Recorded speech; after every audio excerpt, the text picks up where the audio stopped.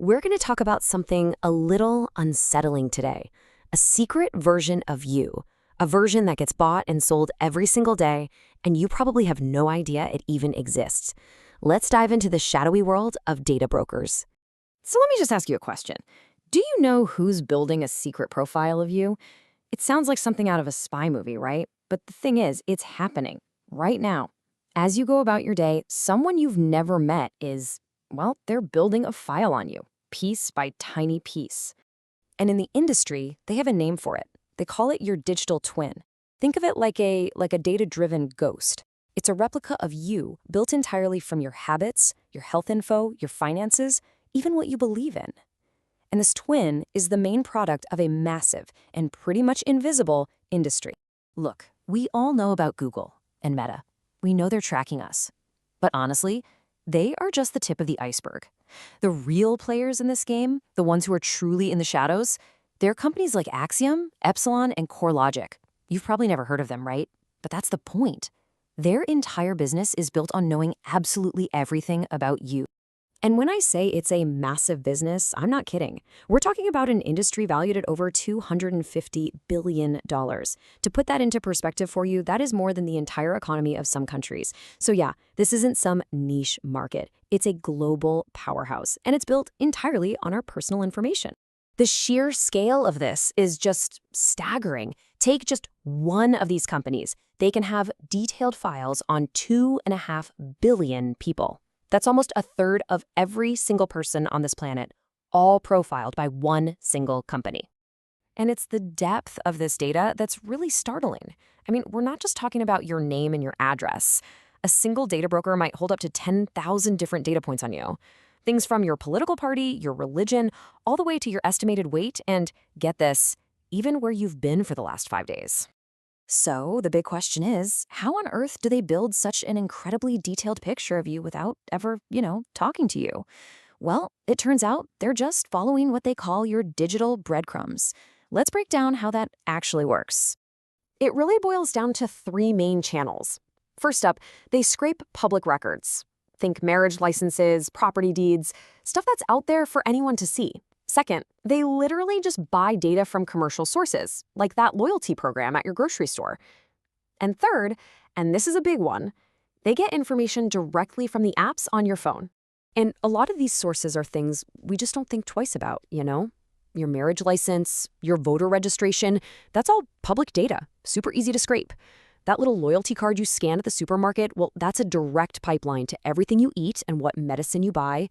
And that free weather app on your phone, oh yeah, it's probably selling your GPS history, which tells them exactly where you sleep, where you work, and even which doctor's office you visit. Okay, but here's where it gets even more concerning.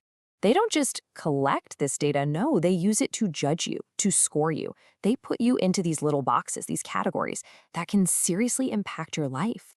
For example, based on what you buy and where you go, you might get slapped with a label like financially challenged. That list, it gets sold to companies that want to target people they see as vulnerable with really high interest payday loans. Or, let's say your search history and shopping habits change a little bit. Suddenly, you could be flagged as expecting parents. And just like that, you become a prime target for ads for all those expensive baby products, sometimes even before you've had a chance to tell your own family the news.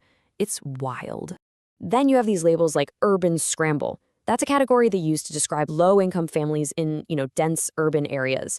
And profiling like this can determine everything from the ads you see online to whether you're even shown an offer for a new credit card in the first place.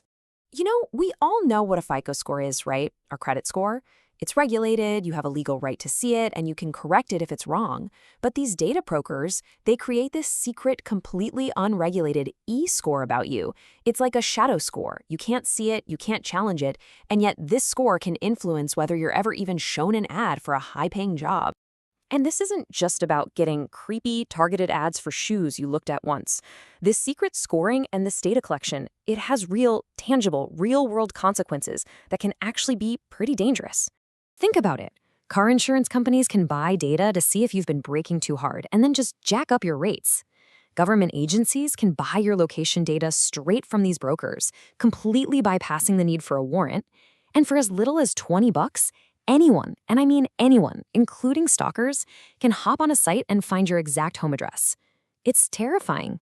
So the natural question here is, how is any of this legal? And is there anything we can do to escape the system? Well, the answer really comes down to the law, or in some cases, the lack of it. In Europe, they have strong protections under a law called GDPR, and some states, like California, have their own laws giving you the right to see your data. But in the United States, there is no big, comprehensive federal data privacy law. There's nothing. And that legal gap is exactly what allows this entire industry to exist and thrive. So, in the US, the burden falls completely on you, the individual. You don't opt in to this system, you're just automatically in it from the get-go. If you want out, you have to hunt down each and every data broker, one by one, and manually request that they delete your information. And that brings us to the final, basically impossible hurdle. There are over 4,000 data brokers operating just in the United States. So the idea of manually opting out of every single one of them, I mean, for the average person, that's a task that's pretty much impossible. So here's the bottom line. Your digital twin isn't some sci-fi concept from the future. It's real, and it exists right now. It's being updated every single day, and it's being bought and sold in a marketplace you can't even see. And the only real question left for us to think about is, what is it saying about you?